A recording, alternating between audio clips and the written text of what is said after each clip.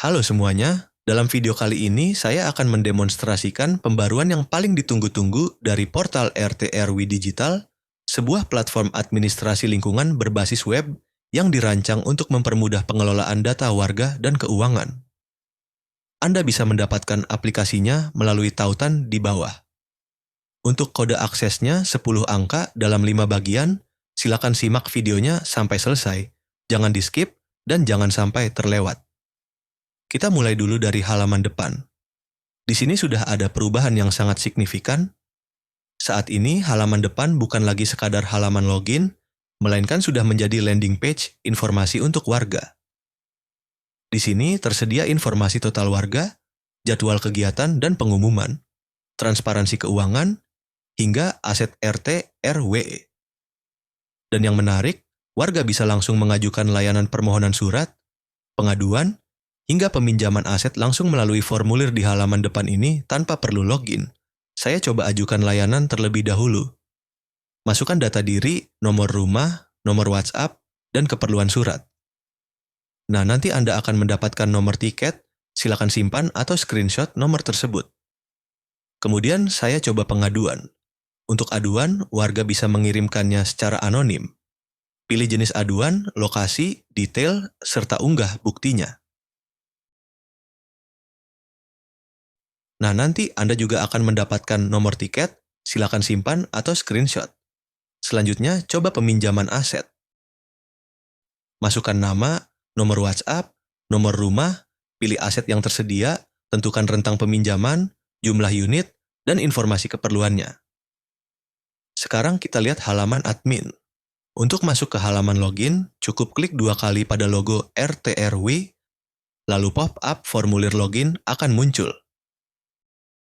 Di versi terbaru ini, menu yang tersedia jauh lebih lengkap dibanding sebelumnya.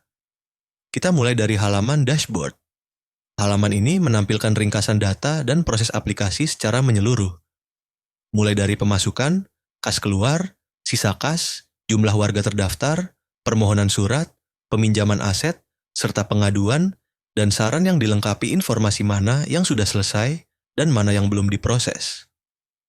Lalu, ketersediaan aset dan inventaris, rentang usia warga, proporsi jenis kelamin, hingga ringkasan aduan atau saran yang masuk. Dashboard ini menyajikan rekapan utuh dari seluruh data aplikasi. Selanjutnya adalah menu profil warga. Karena data warga bersifat sensitif, kolom ENIC, dan tempat tanggal lahir dilengkapi dengan tombol Hide and Show icon. Ketika ingin melihatnya, pengurus harus memasukkan kembali password admin demi keamanan. Mari kita praktikkan input data warga baru, masukkan NIK, status tinggal, status pernikahan, posisi dalam keluarga apakah kepala keluarga atau anggota keluarga, serta status keaktifan warga apakah aktif atau sudah pindah, lalu klik simpan. Pada tabel rentang usia ini otomatis terisi. Aplikasi mengklasifikasikan warga berdasarkan kategori usia, yaitu bayi usia 0 hingga 11 bulan, balita usia 1 hingga 5 tahun, anak-anak usia 5 hingga 11 tahun, remaja usia 10 hingga 18 tahun, dewasa usia 18 hingga 59 tahun, dan lansia usia 60 tahun ke atas. Fitur ini memudahkan pengurus melihat statistik warganya. Di sini juga sudah ada opsi filter, namun untuk keamanan, aplikasi tidak menyediakan fasilitas ekspor data ke Excel atau CSV. Ekspor data bisa Anda lakukan secara manual langsung dari spreadsheet Google Anda. Selanjutnya, menu arus kas untuk mencatat pemasukan dan pengeluaran.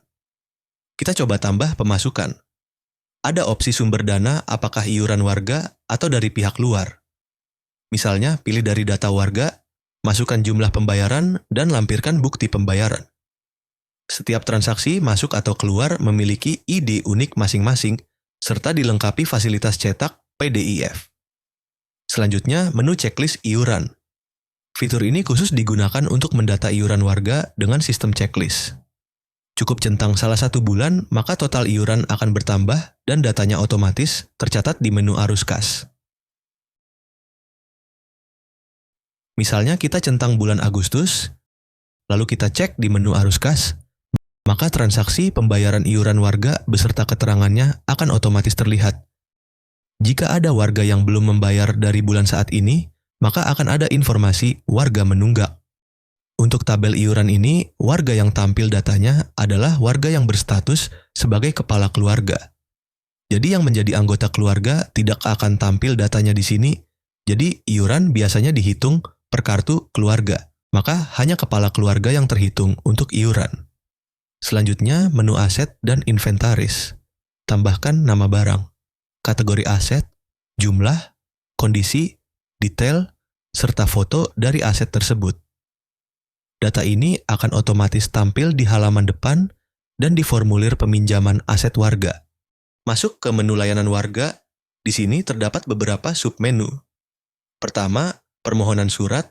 Di sini sudah masuk permohonan surat yang diajukan warga melalui halaman depan. Status awalnya adalah pending. Pengurus tinggal memproses dan memilih status disetujui, selesai, atau ditolak.